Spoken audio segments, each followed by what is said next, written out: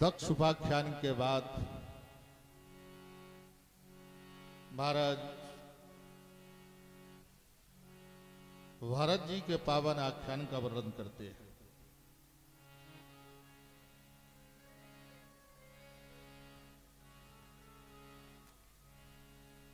आग्नेत्र ऋषि के वंश में महाराज एक भरत जी हुए, जिनका महाराज श्रीमद् भागवत में अन्य पुराणों में जड़ भरत भी नाम बताया है। ब्राह्मण ऋषि हैं। पूर्व में महाराज भरत जी राजा हैं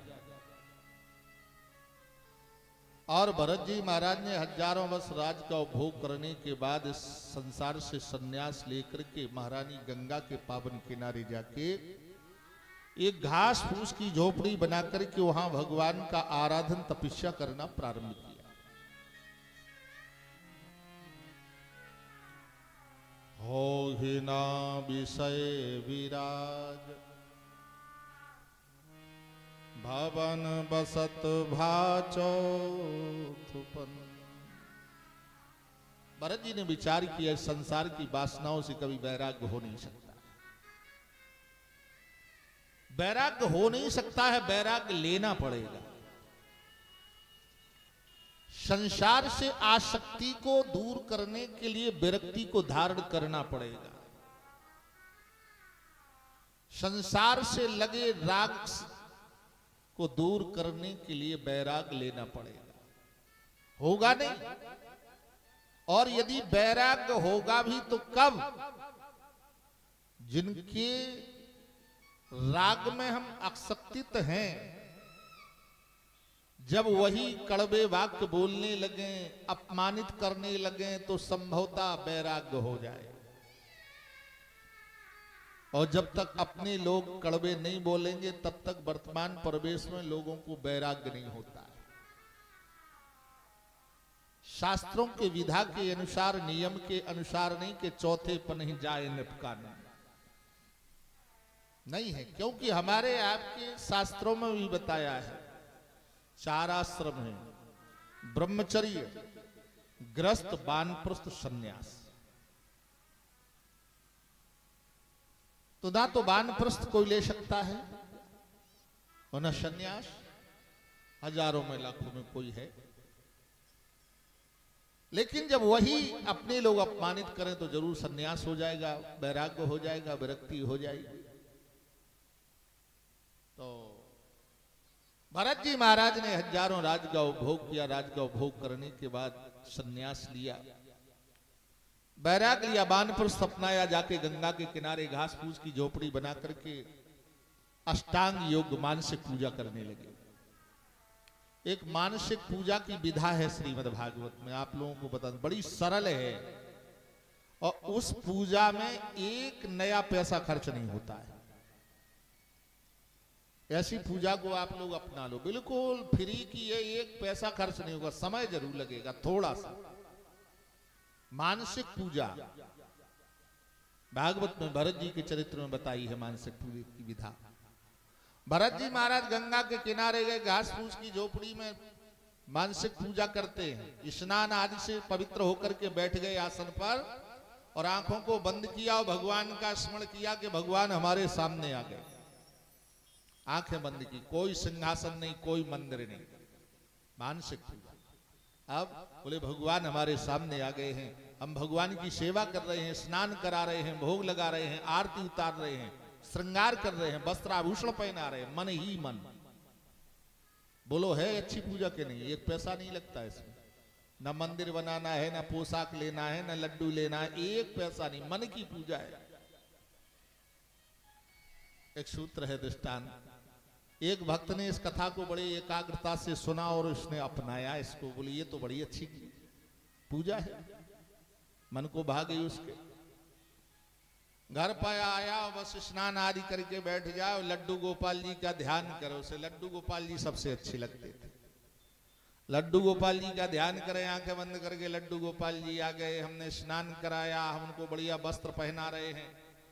आंखें बंद करके मन ही मन में सोचे, उसने नियम बनाया कि हम लड्डू गोपाल जी को रोज 2 लड्डुओं का भोग लगाएं, मन के लड्डू, पैसा खर्च करके नहीं लाया लड्डू, आंखें बंद करके मन के लड्डुओं का भोग लगाए। बहुत लंबा समय हो गया, महीने 2 महीने हो गए ऐसा मन की पूजा करते करते।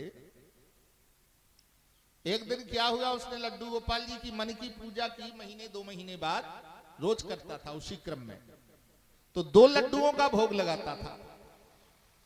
तो जब भोग लगाने लगा तो 2 की जगह धोखे से 4 गिर गए, जबकि वहां लड्डू वड्डू कुछ नहीं है, मन से 2 की जगह 4 गिर गए। अरे मेरा तो नियम था 2 लड्डू का भोग लगाने का, आज तो 4 हो गए हैं। 2 निकालने लगा मन ही मन में, और जैसे ही मन से निकालने लगा लड्डू गोपाल जी ने आकर के फटाक से हाथ पकड़ लिया।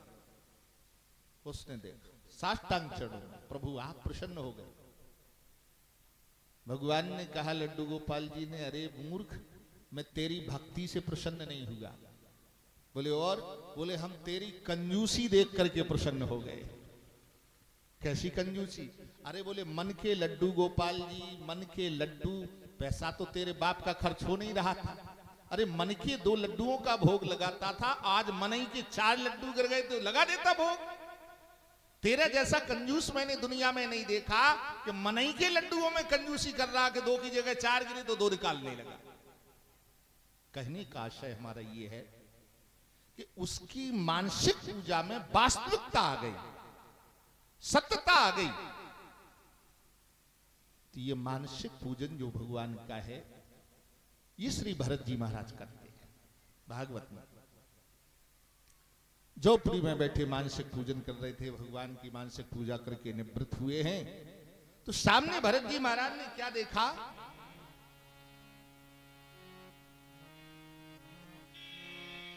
पिपासाया मच्छुड़े लोके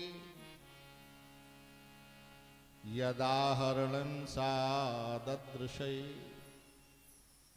भरत जी महाराज आसन पर बैठे पूजा से निवृत्त हो गए, सामने देख रहे हैं गंगा जी की कलकल धारा तेज गति से बह रही है।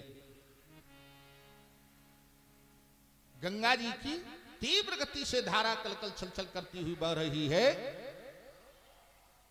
भरत जी की गंगा जी की धारा की तरफ दृष्टि पड़ रही है, हिलोरों को देख रहे हैं, बड़े आह्लादित हो रहे हैं, गंगा का पावन दर्शन हो रहा है। उसी समय पिपासायाम मच्छुड़ी लोके, भरत जी देखते हैं एक दृश्य के एक हिरन प्यास से व्याकुल होकर के गंगा के उस पार, इस पार भरत जी बैठे, उस पार पानी पीने के लिए आई। भरत जी की दृष्टि उस पर गई तो गर्भो निपात्यता, वो हिरनी गर्भवती है, उसके गर्भ में बालक है और पानी पीने के लिए झुकी।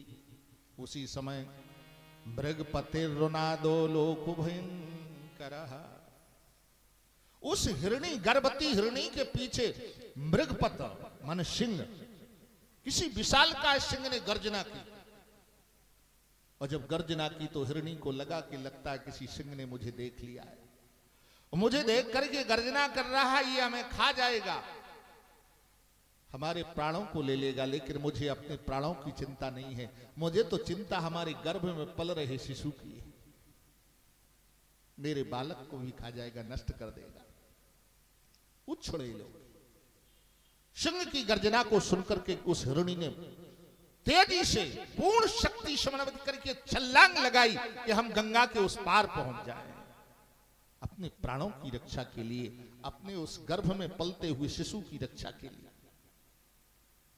लेकिन असमर्थता हो गई, इतनी शक्ति कहां कि गंगा को पार कर जाए।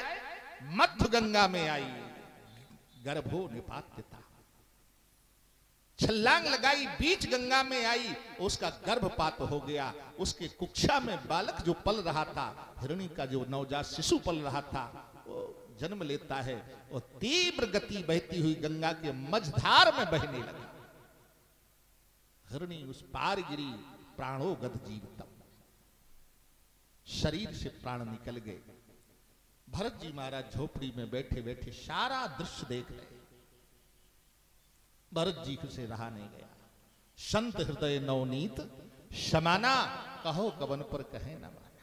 संतों का हृदय कोमल होता है, दयावान होते। भरत जी ने देखा इसका तो प्राणांत हो गया, इसका तो शरीर निष्प्राण हो गया, अब ये नवजात शिशु अनाथ है, अबुध है, असहाय है, गंगा मैया के तीव्र धाम में बह रहा, इसका भी प्राणांत हो जाएगा। अब भरत जी ने दौड़ लगाई, छलांग लगा के गंगा में कूद गए। कूद करके उस हिरणी के नवजात शिशु को पकड़ लिया, बचा लिया और लाए हैं अपनी झोपड़ी में। तृणकाष्ठादि इकट्ठा किया। शीतार तो लुब्ध कस्तुभयम, शीत से ठंड से गंगा जल में भीगने के कारण शीतार तो ठंड से कांप रहा था वो शिशु वाला। तृणकाष्ठादि अग्निम प्रज्वल्य, तृणकाष्ठादि लकड़ी कंडे इकट्ठे करके जलाए और उसको अग्नि से तपाया उस शिशु को। उसके शरीर की शीत दूर हुई, ठंडी दूर हुई, उसके शरीर में स्फूर्ति आई, चेतनता आई। भरत जी महाराज पूरी रात्रि उसी की सेवा में लगे रहे। अब दूसरा दिन हुआ, बस सुबह से स्नान आदि करने के लिए गए, जल्दी बल्दी स्नान करके लौटे। कहीं ऐसा हो न हो कि मृग शावक जंगल में चला जाए तो कोई शेर, कोई हिंसक जानवर इसको मार डालेगा, खा जाएगा। मैंने इसके प्राणों की रक्षा की। जल्दी बल्दी आए स्नान करके, तो देखा झोपड़ी के बाहर घूम रहा था, जो बाटका लगी हुई थी उसमें दूबा आदि तृणादि खा रहा था। भरत जी बस उसके सामने बैठ जाए, कभी पीछे बैठ जाए, बस भजन पूजन छूट गया, मानसिक पूजन छूट गया, आराधन छूट गया, साधना छूट गई। जानते हो, साधक जब साधना करता है और अपनी साधना से परमात्मा को प्राप्त करना चाहता है, तो परमात्मा पहले अपने साधक के सामने खिलौना भेजता है। देखा ठाकुर भगवान खिलौना भेजते हैं। यदि साधक भगवान के दिए हुए उस खिलौने में उलझ गया तो फिर भगवान का दर्शन नहीं होता है। और भगवान खिलौना क्या देता है? बोले रिद्धि सिद्धि ये दे देता है कि किसी के हाथ पर सर रख दो उसी का काम हो जाए। लोगों के, संसार के लोगों की भीड़ लगने लगती है, ओ फला जगह चले जाओ, बड़े सिद्ध महात्मा हैं, उनने अगर थोड़ी सी भभूति दे दी तो काम हो जाएगा तुम्हारा। अब जब संसार के लोग तुम्हारे पास आने लगेंगे, साधक के पास, तो फिर भजन कैसे होगा? यानी भगवान ने खिलौना दे दिया है। जैसे कोई मैया है, घर का काम कर रही है और उसका लाला अगर रो रहा है तो मैया सोचती है रो रहा है, इसको ऐसा करो खिलौना दे दो, और खिलौना में ये बहल जाएगा, तब तक हम अपना काम निपटा लेंगे। तो मैया बालक को चुप करने के लिए खिलौना देती है कि रो रहा है, खिलौना में बहल जाए। और जब बालक खिलौना भी लेकर के नहीं चुपता है, खिलौना फेंक देता, ठुकरा देता और रोना नहीं छोड़ता है, तो बोलो फिर माँ के पास उसको चुप करने का क्या ऑप्शन होता है? क्या उपाय होता है? खिलौना ना ले बेटा, रोना ना छोड़, फेंक दे खिलौना। बोलो तो फिर मैया क्या करेगी? मैया फिर अपने लाला को उठा करके गोद में बिठा करके दुग्ध पान कराने लगती है, प्रेमास्पद पेय पिलाने लगती है, दूध पिलाने लगती है। और जैसे दूध उसको पिलाया, उसका रोना बंद हो गया, गोद में बिठा लिया, स्तनपान कराया, रोना बंद हो गया। यही स्थिति परमात्मा की और साधक की है। जब साधक साधना करता है तो भगवान उसको रिद्धि सिद्धि रूपी खिलौना देता है। अगर वो खिलौना में बहल गया तो भगवान कहते अब तुम्हें हमारे दर्शन की जरूरत नहीं है। और कहीं साधक ने खिलौना ठुकरा दिया तो भगवान देखते हैं तो ये बालक की तरह रो रहा है, इसे तो गोद में बिठाना ही पड़ेगा, दर्शन देना ही पड़ेगा। आज भरत जी महाराज के जीवन में एक मृग शावक खिलौना बनकर के आ गया। साधना छूट गई, तपस्या छूट गई, आराधना छूट गई, मानसिक पूजा छूट गई भरत जी महाराज की।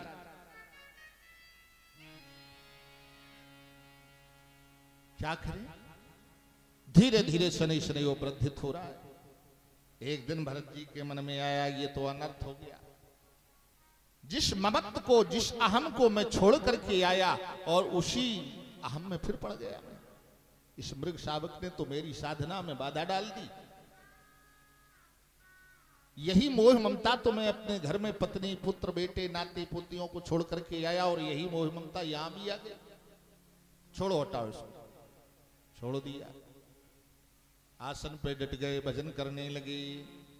और वो मृग शावक झोपड़ी के पास से चलता चलता जाकर के जंगल में प्रवेश कर गया और किसी विशाल का सिंह ने उसका हनन कर दिया। उस मृग हिरणी के बच्चे को मार दिया।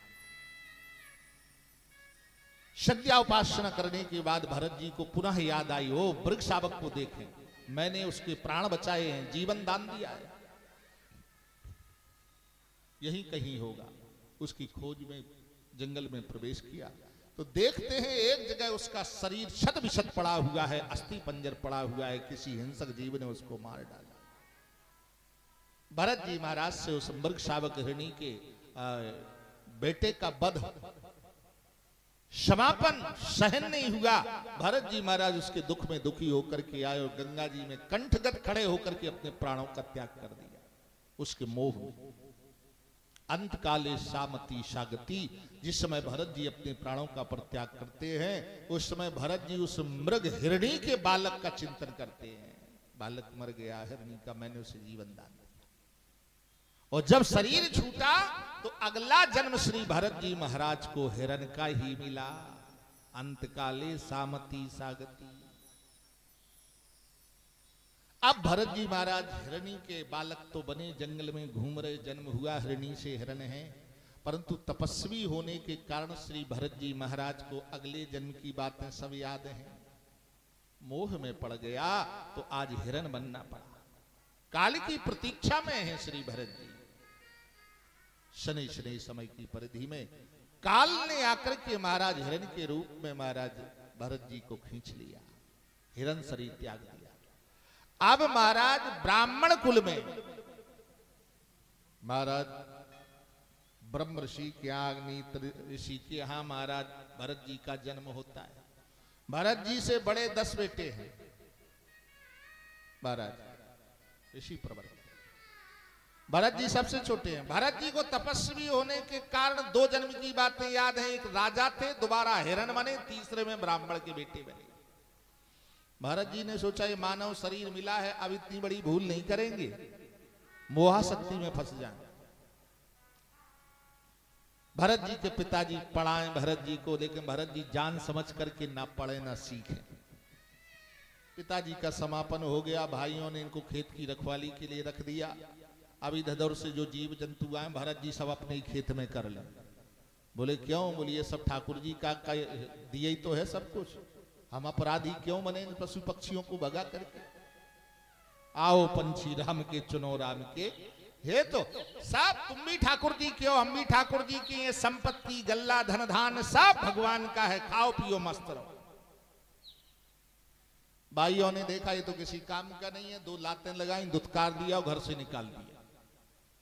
ये संसार बड़ा स्वार्थी है, समझ लेना। जब तक इस शरीर में महाराज जान है और शक्ति है करने की, सुनने की, चलने की, फिरने की, घर परिवार की सेवा करने की क्षमता है, तब तक सब बलिहारी जाएंगे, सब बलैया लेंगे। और जादनी शरीर से महाराज शक्ति छीन हो जाएगी, किसी काम के नहीं रहोगे।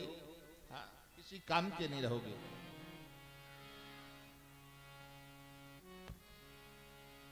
नाक से बहेगा नाला, लाठी से पड़ेगा पाला, ये स्थिति बनेगी। सारी इंद्रियां क्षीण हो जाएगी, शरीर में शक्ति नहीं रहेगी।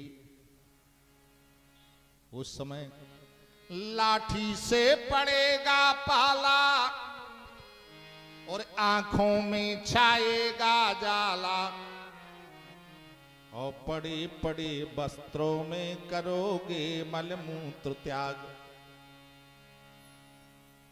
ये स्थिति बनेगी तब यही बेटे, यही बधुएं, जिस बेटे के लिए, जिस संतान के लिए सर्वस्व निछावर बलिहार कर दिया, आंखों से कम दिखाई देगा, कानों से कम सुनाई देगा, थोड़ी सी आहट मिली के घर में कोई आया है,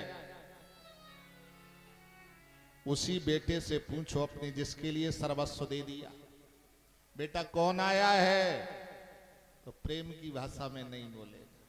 अरे बैठे रहो, सुनाता दिखता तो है नहीं, दिन भर कौन आया है, कौन गया है, कौन आया है, कौन गया है, क्या लेना देना, बैठो ना। उस समय पिता को बात याद आती है कि बचपन में गोद में बिठा करके जब बेटा तुमने पूछा कि ये क्या है, कौवा, 20 बार पूछा तो 20 बार पिता ने बताया कौवा, और हमारे एक बार पूछने पर झुंझला करके कहते हो कि दिखता नहीं है, सुनता नहीं है, कहते कौन आया कौन गया। बैठे रहो। उन्हीं के लिए जिनके लिए हम और आप सर्वस्व निछावर करते हैं। आज श्री भरत जी महाराज के भाइयों ने देखा ये तो घर में महाराज लाभ देने वाला नहीं है, हानिकारक सदस्य, इसको घर से निकाल। दुत्कार करके भरत जी को निकाल दिया। भरत जी गए, बोले ये तो हम चाहते ही थे, यही हम चाहते थे। भरत जी निकले, वहां से जाकर के बीहड़ जंगल में एक रास्ता थी, उस रास्ता में पहुंचे। रास्ता के किनारे एक बड़ वृक्ष के नीचे खड़े हो गए। शरीर स्थूल है, बड़े मोटे तगड़े, अब ठीक रहा। उस रास्ता के किनारे बट वृक्ष के नीचे खड़े हो गए और खड़े होकर के भगवान का चिंतन कर रहे। दैव योग से अंग देश के राजा रहुगण पालकी में बैठ करके कपिल भगवान के आश्रम में सत्संग करने के लिए जा रहे थे, और उसी जगह जहां भरत जी खड़े थे वहीं उनके पालकी लादने वाले कहार को चोट लगी पैर में, और महाराज वो चोटाल होकर के उसने पालकी उतार दी। उसने कहा महाराज अब पालकी हमसे नहीं चलाई जाएगी, नहीं लादी जाएगी, अब तो दूसरे कहार की व्यवस्था करो। मंत्रियों से कहा देखो कोई कुशल मिल जाए अच्छा ताकत पर। तो थोड़े इधर दाएं बाएं में गए तो देखा बट वृक्ष के नीचे श्री भरत जी महाराज खड़े हैं, शरीर से हष्ट पुष्ट, पकड़ करके ले आए। बोले महाराज ये है? हाँ बोले ये ठीक है, इसके कंधे पर लाद दो पालकी। भरत जी महाराज आगे हो गए, कंधे पर पालकी लाद दी मंत्रियों ने। एक कहार पीछे से लग गया और राजा रघुगण बैठे पालकी में और आगे बढ़ो। अब भरत जी तो महाराज संत हैं, भरत जी नीचे देख करके चल रहे हैं, कहीं कोई जीव का हनन ना हो जाए, कोई चीटा चीटी कोई जीव मेरे पैर के नीचे ना आ जाए। क्योंकि ये को देवा सर्वभूतेषु गूढ़ा सर्वव्यापी सर्वभूतांतरात्मा कर्माध्यक्ष सर्वभूतादिवासा साक्षी चेता केवलो निर्गुणश्च। जीव भगवान का स्वरूप है, यदि जीव के ऊपर पैर पड़ेगा तो भगवान के ऊपर पड़ेगा। अध्यात्मवादी वेदांती हैं भरत जी महाराज। तो कभी पैर को आगे बढ़ाते हैं, कभी पीछे बढ़ाते हैं। तो महाराज पालकी में बैठे राजा रघुगण का सिर पालकी के डांडे में टकराया, विषम कहार, विषमता हुई, और जैसे टकराया धड़ाम से चोट। बोले कहार पालकी उतारो, नीचे उतारो, उतार दी। राजा रघुगण पालकी में से उतरे, डांटने लगे कहारों को, क्यों तुम्हें पालकी चलाना नहीं आता है? पुराना बालक कहार बोला महाराज हमें तो चलाना आता है, परंतु ये नया नया भर्ती हुआ है, इसको चलाना नहीं आता है। भरत जी महाराज को डांटने लगे राजा रघुगण। शरीर से तो बड़ा हिष्ट पुष्ट है, क्या तेरे शरीर में शक्ति नहीं है, ताकत नहीं है? डांटते रहे डांटते रहे। भरत जी महाराज कुछ नहीं बोले, और जब बोले भरत जी तो ऐसा बोले कि राजा रघुगण चरणों में साष्टांग लेट गए, सुनते गए। मानो इस कथा से हमें संदेश मिलता है कि जीवन में बोलो तो ऐसे बोलो कि कोई ये ना कह सके कि चुप हो जाओ। आज भरत जी को डांट रहे हैं राजा रघुगण, और जब भरत जी बोले तो भरत जी ने कहा हे राजन, जिस शरीर की मीमांसा तुम कर रहे हो, जिस शरीर का तुम वर्णन कर रहे हो, अच्छा बुरा कह रहे हो, इस शरीर के बारे में जानते हो क्या है? तुम करो शरीर हिष्ट पुष्ट है, ताकतवर है, मोटा है, पतला है। महाराज ये शरीर का गुण होता है। शरीर मोटा होता है, शरीर पतला होता है, ठंड शरीर को लगती है, गर्मी शरीर को लगती है, भूख प्यास के शरीर के अंदर जो अन्य चीजें हैं उनको भूख प्यास लगती है। तो बोले क्या हम और शरीर अलग है? बोले हाँ हम अलग हैं, शरीर अलग है। हम शरीर में हैं, शरीर हम में नहीं है। क्या है मतलब? बोलिए शरीर जो है इसका परिवर्तन होना स्वाभाविक है, परंतु शरीर के अंदर जो जीवात्मा है ना वो कभी मोटी होती है, ना पतली होती है, ना उस जीवात्मा को ठंड लगती है, ना सर्दी लगती है, ना गर्मी लगती है, ना भूख लगती है, ना प्यास। ये वेदांत का सूत्र श्री भरत जी ने राजा रघुगण के सामने रखा। राजा रघुगण को लगा कि जिन महाराज कपिल के पास हम सत्संग करने के लिए जा रहे थे, लगता है वही कपिल भगवान मुझे बीच रास्ते में परीक्षा के लिए आ गए। प्रणाम किया, क्षमा याचना करने लगे। क्या आप वही राजा? रघुगण ने कहा कपिल भगवान हैं। भरत ने कहा नहीं नहीं, मैं कपिल नहीं हूं, मैं तो महाराज ऋषि पुत्र हूं भरत। क्षमा मांगी महाराज, एक ऋषि का अपमान हुआ, संत का अपमान हुआ। तो भरत जी ने कहा नहीं नहीं, ऋषि का अपमान का हुआ, शरीर का अपमान हुआ, वो तो वही अध्यात्म बोल रहे हैं वेदांत। रघुगण क्षमा प्रार्थना मांग के कपिल आश्रम के लिए गए। भरत जी महाराज ने सोचा इस मार्ग में हमारी समाधि में, हमारी साधना में व्याधियां उत्पन्न हो रही हैं, चलो अंदर जाते हैं। अंदर जंगल में प्रवेश कर गए। वहां भी महाराज समस्या आ गई। एक कोलभील राजा था, उसने उस जंगल में जो देवी का मंदिर था, मनसा देवी का, मनसा देवी के मंदिर में जाकर के उसने मनौती मांगी थी कि मेरे कोई संतान नहीं है, अगर मेरे बेटा हो जाएगा हे मनसा देवी तो मैं आपको मनुष्य की बलि चढ़ाएंगे, नर बलि। अब उसके बेटा हो गए, 1 साल हो गया, तो वो मनसा देवी के यहाँ आया और उसने अपने कोल भीलों से अनुचरों से कहा जाओ देखो कोई मिल जाए, खंडित मंडित नहीं होना चाहिए, साल शुद्ध होना चाहिए, क्योंकि खंडित की बलि नहीं चढ़ती है, बलि देना है मनसा देवी को। उसके अंचर गए, सो भरत जी महाराज मिल गए, शरीर से मोटे ताजे, पकड़ के ले आए। कहा उस राजा से कौल भी महाराज ये बलि, हाँ बोले ढेर सारा मांस निकलेगा, इसको बढ़िया पवित्र करो, इत्र चंदन से आऊटन कराओ इसका। भरत जी को बढ़िया पवित्र किया, जल से स्नान कराया, उबटन कराया, इत्र चंदन आदि सब इस्तेमाल किया शरीर पर। भरत जी बड़े प्रसन्न हो रहे हैं, बोले शरीर की भी तपस्या है, किसको पवित्र किया जा रहा है। तो तद उपरांत श्री भरत जी महाराज को मनसा देवी जो पाषाण की प्रतिभा है कोल भोलों के बीच में, उसके सामने भरत जी को खड़ा किया गया, तिलक किया। और भरत जी ने पूछा क्या कर रहे हो? कोल भीलों ने कहा तुम्हारी बलि चढ़ाई जा रही है देवी मां को। भरत जी ने कहा ये तो शक्ति स्वरूपा है, हमारी बलि नहीं नहीं, ये तो जगत की मां है, सब इनके बेटे हैं, सब इनके पुत्र हैं, सब वत्स हैं, भला ऐसी कौन सी मां होगी जो अपने बेटे का ही सिर काट के पसंद करे? कोई मां बलि नहीं ले सकती। कई लोग खूब चढ़ाते हैं बकरी, मुर्गा बकरा, पता नहीं क्या क्या बलि चढ़ाते हैं। भला विचार करो, वो जगत की मां है, वो ये सब नहीं पसंद करती है। लेकिन ठीक है भाई, अपनी अपनी विधाएं हैं, अपने अपने विचार हैं। वो जगत जननी है, जगत मां है, और कोई संसार की मां अपने बेटे का कत्ल नहीं करना चाहती है, कत्ल नहीं देखना चाहती है। तो हम अंधविश्वास में जी रहे हैं कि नहीं नहीं बकरा चढ़ाना ही है। वो तो महाराज हमारे यहां लगता ही है, भय ब्याह तो लगता ही है। काय की? बोले बकरा की बलि लगती है, शेर की नहीं लगती है। शेर की चढ़ाओ एक आध बार।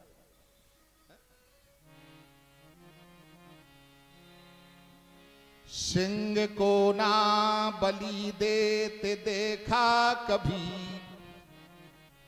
और बकरे बलि पे चढ़ाए गई। जहां देखो तहां बकरा, और ज्यादा करो तो वही सवेरे की अलार्म जो घड़ी बजती थी वो।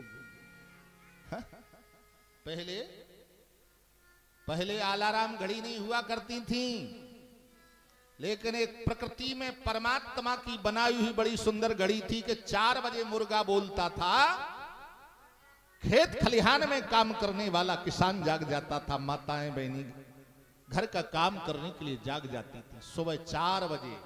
बोले क्या? बोले मुर्गे की आवाज मिल गई। माताएं बहनें ग्रस्त जीवन ही नहीं, ऋषि मुनि भी लोग के उठे लखन निस विगत सुनो, और अरुण सिखा धुन कानो, 4 बजे मुर्गा बोलता था, 4 बजे और गुरु ते पहले जगतपति जागे राम, उठे लखन निश विगत सुन अरुण शिखा धुन का। अरुण शिखा जानते किसको कहते हैं? मुर्गा को कहते हैं। अरुण माने लाल, शिखा माने चोटी। बोले जिसकी चोटी लाल हो वो अरुण शिखा है, माने मुर्गे का नाम दिया रामायण में। अरुण शिखा माने मुर्गा। तो भगवान की बनाई हुई घड़ी थी, 4 बजे अलार्म बोली, लोग जाग गए। अब तो महाराज ऐसी स्थिति आ गई कि उस भगवान की बनाई हुई घड़ी की अलार्म ही नहीं सुनाई देती है। सुबह 4 बजे मुर्गा की आवाज ही नहीं सुनाई देती। भागवत किसी गांव में सुनाई दे जाए और कहूं 4 बजे मुर्गा की आवाज सुनाई दे गई तो फिर दूसरे दिन 4 ना बजे, दूसरे दिन 4 ना बजे। बोले क्यों? बोले 4 बजे के पहले 4 जने तो पहुंचे ही जाए। बोले ले आओ। बोले आज नहीं, अब नहीं होगा, कल बोल गए, आज नहीं बोलने देंगे उसको, हमारा बलि चढ़ा देंगे। लेकिन ध्यान देना, सिंह को ना बलि देते देखा कभी, और बकरे बलि पे चढ़ाए गई। विषधारी को दूध पिलाया गया और केंचुगे कटी में फंसाए गई। केंचुआ बेचारा किसान का मित्र होता है। केंचुआ जिस जमीन में रहता है हमारा, वो जमीन उपजाऊ होती है। अब तुम्हारा इतनी वर्षा होती है, केंचुए दिखाई नहीं देते। दिखाई देते हैं वो चीज जीव जो पहले दिखते थे, सब लुप्त हो गए। लुप्त नहीं हो गए, लोगों ने खा ले, बचे ही नहीं। इतना अंशाहारी हो गया, लोग सब खा गया। विषधारी को दूध पिलाया गया। संसार में सीधे साधे लोगों की विडंबना है प्यारे, सीधे लोगों को लोग परेशान करते हैं। सिंह को ना बलि देते देखा कभी, बकरे बलि पे चढ़ाए गए। हजारों बकरों के कान कट गए। कट गए कि नहीं? घटोइया बब्बा को, मरई माता को, मसान शमशान, इतने बकरन के कान काट के चढ़ा दे। आज तक काऊ माई के लाल ने शेर को या तेंदुआ को कान चढ़ाओ हो, कौन मरई माता को, घटोइया को, तो बताओ चढ़ाओ को माई के लाल? सवाल ही नहीं है। बाको कान काट भी जो सो तुम ही कट जो, पूरे खा ले वो तुम। सिंह को ना बलि देते देखा कभी, वो बकरे बलि पे चढ़ाए गए। सिधाई का महाराज अधिक सिधाई की बड़ दोसु। विषधारी को दूध पिलाया गया। महाराज पता चल जाए घर में काला नांग निकला है, काला सांप। बोले ऐसी जगह है कि जितने लाठी डंडा नहीं चल पा रहे। बोले क्या करें? बोले नांग देवता है, कटोरी में दूध रख दो सो पी के अपने आप चले। नांग देवता है काहे? बोले इनमें जहर है, जहर। अगर किसी को डस लिया तो मर जाएगा। भय है नांग का, काले सांप जहर है उसमें। बोले इन्हें दूध रख दो, दूध जिनके अंदर जहर है उन्हें दूध रख दो, पी के निकल जाएंगे। विषधारी को दूध पिलाया गया और केंचुगे कटी में फंसाए गई। और केंचुआ बेचारे में जहर नहीं है, किसान की पैदावार बढ़ाता है।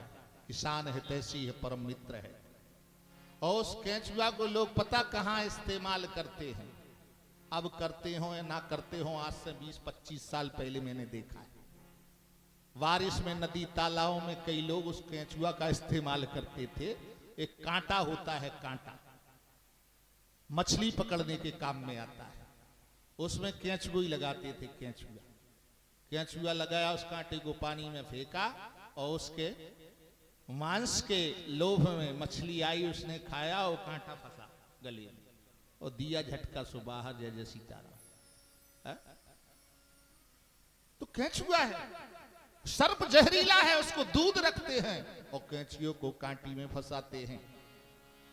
विषधारी को दूध पिलाया गया और कैंचुगे कटी में फंसाए गई। टेड़ों को न कभी कटते देखा गया और सीधों पे आरे चलाए गई। जिस पेड़ में महाराज 8 टेड़े होंगी, 8 टेड़े, उसके तरफ कोई नहीं देखेगा और सीधा पेड़ होगा जो सीधा उसके तरफ सबकी नजर जाएगी। यार क्या बढ़िया बेड बनेगा, इसमें सीधा पेड़ है। इसलिए बलवानों से न कभी लड़ते और देखा गया, निर्बलों को हमेशा सताए गई। बलवानों से कोई नहीं, सब करौंटा देते। अरे बोले खतरनाक है, छोड़ो। वो कोनो बेचारो सीधो साधो बिल जाए तो गेल चल रास्ता में ठोकर दे जाए, दिखाई नहीं दे तुम्हें। हाँ, कंधा देते जाए। ये स्थिति है संसार की। मैं ये दृष्टांत प्रस्तुत कर रहा था महाराज भरत जी के ऊपर। भरत जी महाराज सीधे साधे हैं, कोल भील राजा बलि चढ़ाना चाहता है, सीधे साधे संत हैं, ठीक है, जो उस ब्रह्म की इच्छा है। परंतु इस पाषाण की मूर्ति में भी शक्ति स्वरूप में दुर्गा समाई हुई है। श्री भरत जी महाराज ने दुर्गा जी का स्मरण किया कि दिव्यम बराले पर रत्ना वर्ण भूषता धनुष सोले सो चरमास शंख चक्र गदाधरा। भगवती पराम्बा महामाया दुर्गा जी का स्मरण किया और जैसे ही स्मरण किया श्री भरत जी ने, भगवान के बड़े परम भक्त साधक हैं, दिव्यस्त गरम बलाले पर रत्ना वर्ण भूषता धनुष शूले सुचरमा शिशंग चक्रो गदाधरा। उस पाषाण की मूर्ति से जगत जननी पराम्बा दुर्गा का प्राकट्य हो गया और अपने 8 हाथों में 8 आयुध लिए हुए, खड़ग खप्पर त्रिशूल सर्पनांग धनुष धारण किए हुए, अष्टभुजाधारी देवी प्रकट। कोल भीलों नर बलि है, ये भक्त बलि है, मेरा भक्त है, ये पार ब्रह्म का भक्त है, वेदांती है, तत्वान्वेषी है। नर बलि नहीं, मैं जगत की मां हूं, मुझे बलि पसंद नहीं है, तेरी मनोकामना पूर्ण हो। कोल भीलों ने जगत जननी मातेश्वरी की स्तुति की, श्री भरत जी ने स्तुति की। ज्ञान नाम अपी चेतांसी देवी भगवती ही सा लादा कृष्ण मोहाय महामाया पृच्छति। नमो देव्यै महादेव्यै शिवाय सत्तम नमः नमः प्रकृते भद्राई नीता प्रणता स्मृतामो। देवी प्रपन्नार्थ प्रसीद प्रसीद मात्र जगतोखिलस्य प्रसीद विश्वेश्वर पाहि विश्वम तुम्हें सुरे देवी चराचरस्य। स्तुति की, देवी प्रसन्न हो गई। अंतोगत भरत जी उस बलि से मुक्त हुए हैं और अंत में श्री भरत जी महाराज भगवान का चिंतन करते करते इस पंचभौतिक शरीर का त्याग कर देते हैं, अपने जीवात्मा को परमात्मा में समाविष्ट कर देते हैं। वही भरत जी महाराज जड़ भरत के नाम से वेदों पुराणों में जाने जाते हैं। ऐसे भरत जी का